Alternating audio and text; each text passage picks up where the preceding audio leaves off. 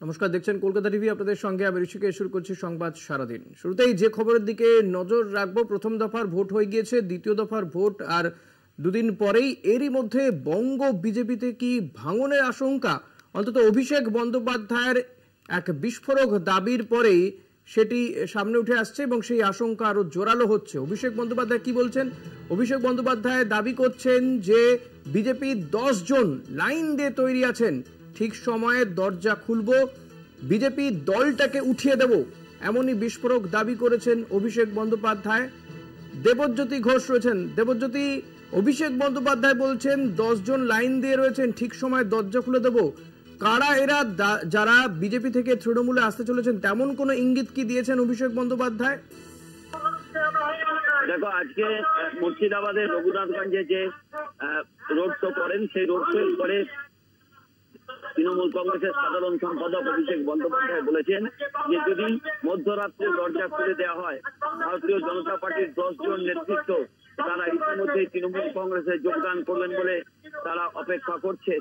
তৃণমূল কংগ্রেসের পক্ষ থেকে রাজনৈতিক সৌজন্য দেখিয়ে এখনো পর্যন্ত তাদের ব্যাপারে কোনো সিদ্ধান্ত নেওয়া হয়নি এবং যেভাবে ভারতীয় জনতা পার্টি চলছে, যেভাবে ইডি সিবিআই কে তারা ব্যবহার করছে, প্রয়োজনে সেই দরজা অভিষেক বন্দ্যোপাধ্যায় খুলবেন বলে জানিয়েছেন।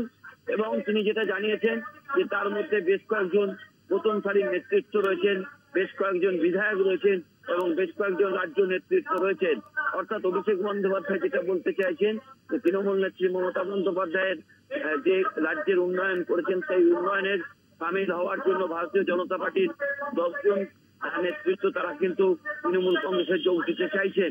সেখানে তৃণমূল কংগ্রেসের পক্ষ থেকে আজকে অভিষেক বন্দ্যোপাধ্যায় রঘুনাথগঞ্জে যে রোড শো করেছেন, সেই রোড শো এর পরে তিনি বিস্ফোরক মন্তব্য করেছেন, যা নিয়ে ইতিমধ্যে রাজনৈতিক মহলে তোলপাড় শুরু হয়েছে যে বিজেপির মধ্যে কিন্তু একটা সন্দেহ তৈরি হচ্ছে যে এই 10 জন কে, তা নিয়ে কিন্তু ইতিমধ্যে ভারতীয় জনতা পার্টির অভ্যন্তর প্রশ্ন উঠতে শুরু করেছে।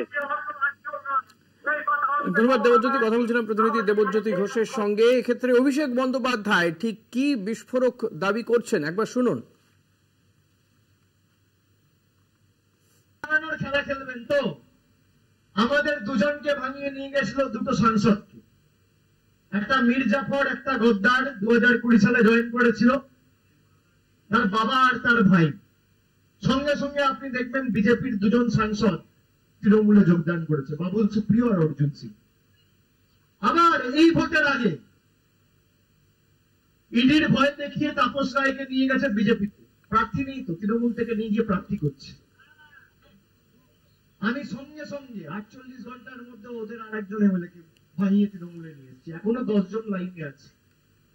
ঠিক টাইমে দরজা খুলবো, এই দলটাকে উঠিয়ে দেবো বাংলা থেকে। আমি কথা দিয়ে যাচ্ছি, আপনারা ঐক্যবদ্ধ থাকুন, উঠিয়ে দেবো। অভিষেক বন্দ্যোপাধ্যায়ের বক্তব্য আপনাদের শোনালাম। অভিষেক বন্দ্যোপাধ্যায় বলছেন বিজেপি দলটাকে উঠিয়ে দেব, 10 জন লাইন দিয়ে তৈরি আছেন, যে কোনো সময় দরজা খুলে দেওয়া হবে এবং তার বক্তব্য ঠিক সময়ে দরজা খুলব, বিজেপি দলটাকে উঠিয়ে দেব, এমনটাই দাবি করছেন অভিষেক বন্দ্যোপাধ্যায়। বিস্ফোরক দাবি, নিঃসন্দেহে ভোটের আবহে অভিষেক বন্দ্যোপাধ্যায়ের এই দাবি রাজনৈতিক মহলে তোলপাড় ফেলে দিয়েছে। অভিষেক বন্দ্যোপাধ্যায় তিনি বিস্ফোরক দাবি করছেন বিজেপি দলটাকে উঠিয়ে দেব, বিজেপির 10 জন লাইন দিয়ে তৈরি আছেন, ঠিক সময়ে দরজা খুলব, বিজেপির দলটাকেই উঠিয়ে দেব, এমনই হুঁশিয়ারি অভিষেক বন্দ্যোপাধ্যায়ের। বিস্ফোরক দাবি নিঃসন্দেহে তৃণমূল কংগ্রেসের সর্বভারতীয় সাধারণ সম্পাদকের। আমরা দেখেছিলাম ভোটের আগেই মুকুটমণি অধিকারী তিনি তৃণমূল কংগ্রেসে যোগ দিয়েছেন। এই মুহূর্তে আমাদের সঙ্গে টেলিফোনে রয়েছেন বিজেপি নেতা রাহুল সিনহা। রাহুল দা, স্বাগত আপনাকে কলকাতা টিভিতে। অভিষেক বন্দ্যোপাধ্যায় তিনি দাবি করছেন বিজেপির 10 জন লাইন দিয়ে তৈরি আছে, দরজা খুলবো, ঠিক সময় দরজা খোলা হবে, তাদেরকে তৃণমূল কংগ্রেসে নিয়ে নেওয়া হবে, কি বলবেন? যদি লাইন দিয়ে তৈরি থাকে তাহলে আবার ঠিক সময় দরজা খোলার দরকার কি? এখন খুলে দেখা, ইলেকশন চলছে, ইলেকশন শেষ হয়ে গেলে দরজা খুলবে? আসলে তৃণমূল কংগ্রেস থেকে যারা বিজেপিতে আসছে ইতিমধ্যে কথাবার্তা শুরু হয়ে গেছে, আর তৃণমূলের শীর্ষস্থানীয় নেতাদের মধ্যে লোকেরা মোহভঙ্গ হয়ে এখন বিজেপির দিকে আসছে। এটা টের পেয়ে এখন অভিষেক ব্যানার্জি এই জাতীয় কথা বলে সেই তৃণমূল কার্যকর্তাদের কিছুটা রোধ করতে চাইছে এই ছল চাতুরির মাধ্যমে। অতএব আমি পরিষ্কার বলছি, সাহস থাকলে চ্যালেঞ্জ স্বীকার করুন, আর যাদের আপনার সঙ্গে লাইন দিয়ে আছে তাদের জন্য দরজাটা দয়া করে একবার খুলে দেখান, আপনার হিম্মতটা দেখি। রাহুল দার পাশাপাশি তৃণমূল কংগ্রেসের রাহুল সিনহা তিনি পাল্টা চ্যালেঞ্জ ছুড়ে দিলেন অভিষেক বন্দ্যোপাধ্যায়কে এবং তিনি বললেন যে সাহস থাকলে দরজা খুলে দিক তৃণমূল কংগ্রেস, যদি 10 জন লাইন দিয়েই থাকে তাহলে ঠিক সময় বেছে নেওয়ার কি দরকার রয়েছে, এমনই পাল্টা চ্যালেঞ্জ ছুড়ে দিয়েছেন বিজেপি নেতা রাহুল সিনহা। অভিষেক বন্দ্যোপাধ্যায় তিনি জলঙ্গিতে দাবি করেছেন যে বিজেপির 10 জন লাইন দিয়ে রয়েছে, ঠিক সময়ে দরজা খুলবো, বিজেপির দলটাকে উঠিয়ে দেব, এমনই দাবি অভিষেক বন্দ্যোপাধ্যায়ের, এমনই বিস্ফোরক দাবি করেছেন তৃণমূল সেনাপতি। ভোটের আবহে বঙ্গ বিজেপিতে কি ভাঙনের আশঙ্কা? প্রথম দফার ভোট হয়ে গিয়েছে, 26 তারিখ দ্বিতীয় দফার ভোট রয়েছে।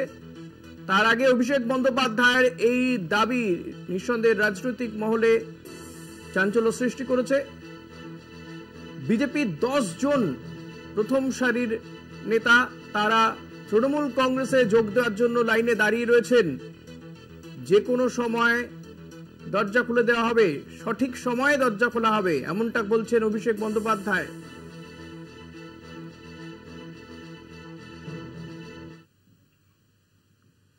শ্বেতপত্র প্রকাশ নিয়ে বিজেপিকে তোপ তৃণমূলের অভিষেকের চ্যালেঞ্জের পর 1000 ঘন্টা পার, আবাস নিয়ে শ্বেতপত্র প্রকাশ করতে পারল না বিজেপি। মোদি শাহ এখন বঙ্গের ডেলি প্যাসেঞ্জার, মানুষের প্রতি তাদের দায়বদ্ধতা কোথায়? সোশ্যাল মিডিয়ায় পোস্ট তৃণমূলের।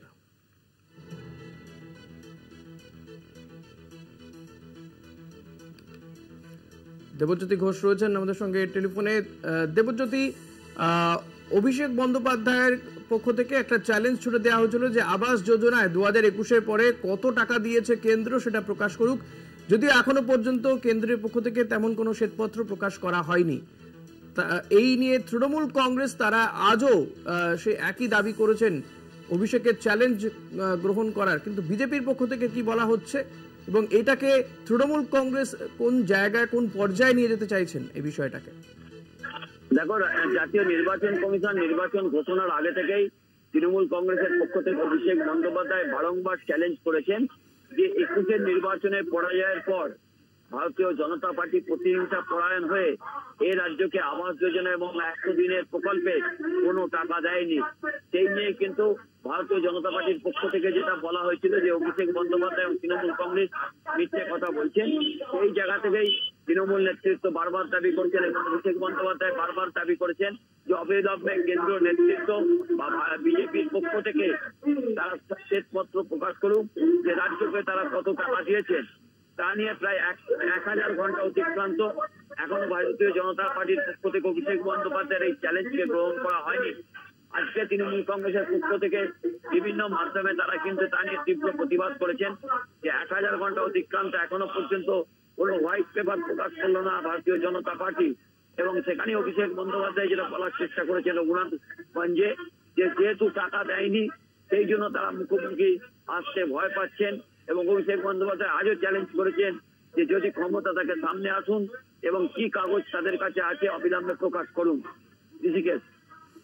দেবজ্যোতি থাকো তুমি আমাদের সঙ্গে, এই মুহূর্তে আমাদের সঙ্গে রয়েছেন বিজেপি নেতা রাহুল সিনহা। রাহুল দা, স্বাগত কলকাতার বিতে। অভিষেক বন্দ্যোপাধ্যায় বা তৃণমূল কংগ্রেসের পক্ষ থেকে যে চ্যালেঞ্জ করা হয়েছিল 1000 ঘন্টা পার হয়ে গিয়েছে, আবাস যোজনা নিয়ে শ্বেতপত্র প্রকাশ করতে পারল না বিজেপি, এমনটা তাদের বক্তব্য। মোদি শাহ রাজ্যে ডেলি প্যাসেঞ্জার হয়ে গেছে, কিন্তু মানুষের প্রতি তাদের দায়বদ্ধতা কোথায়, এ নিয়ে প্রশ্ন তোলা হচ্ছে সোশ্যাল মিডিয়ায়। দেখুন, বিষয় হচ্ছে চোর বলবে আর পুলিশ সেই অনুযায়ী কাজ করবে। চোর বলছে শ্বেতপত্রের কথা, আরে শ্বেতপত্র চোর বলুক যে ওদের এগেনস্টে যে এত টাকা চুরির কেলেঙ্কারি আছে, 100 দিনের টাকা, আবাস যোজনার টাকা, সেই টাকা গেল কোথায়? যে টাকা দিয়েছে সে কেন্দ্রীয় সরকার, অতএব কেন্দ্রীয় সরকার হিসাব চাইছে না, তাহলে হিসাব দিতে পারছে না, শ্বেতপত্রটা কিসের? শ্বেতপত্র তো ওরা দেবে, কারণ শ্বেতপত্র মানে হচ্ছে হিসাব, সোজা হিসাব। অতএব সেটাকে ঘুরিয়ে কায়দা করে জনগণকে বোঝানোর চেষ্টা করলে হবে না, সোজা। তা আমরা বারবার বলেছি কেন্দ্রীয় সরকারের টাকা নাও, হিসাব দাও। অতএব অভিষেক ব্যানার্জি আগে হিসাব দিতে বলুক সরকারকে, তারপরে বড় বড় কথা বলবে, কিন্তু হিসাব দেওয়ার ক্ষমতা তৃণমূল সরকারের নেই, কারণ সব খেয়ে ফেলেছে। ধন্যবাদ রাহুল। কথা বলছিলাম বিজেপি নেতা রাহুল সিনহার সঙ্গে ছিলেন আমাদের প্রতিনিধি দেবজ্যোতি ঘোষ। দেবজ্যোতি, তোমাকে অনেক ধন্যবাদ।